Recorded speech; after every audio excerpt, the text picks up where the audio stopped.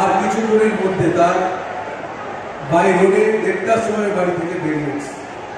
আসতে যতটুকু সময় লাগে কিছুক্ষণের মধ্যে অভিষেক ব্যানার্জি এসে উপস্থিত হবে, যিনি আমাদের দলের সেনাপতিত্ব করছে।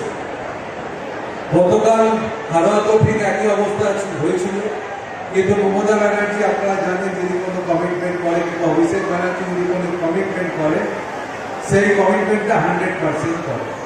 লিটন এই মিটিংটার জন্য অনেক পরিশ্রম করেছে।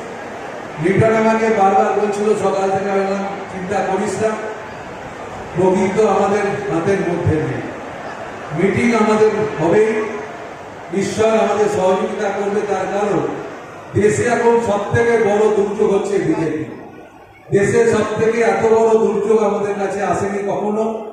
আজকে দেশের সংবিধান সেটা ঠিক থাকবে কিনা, সেই সংবিধান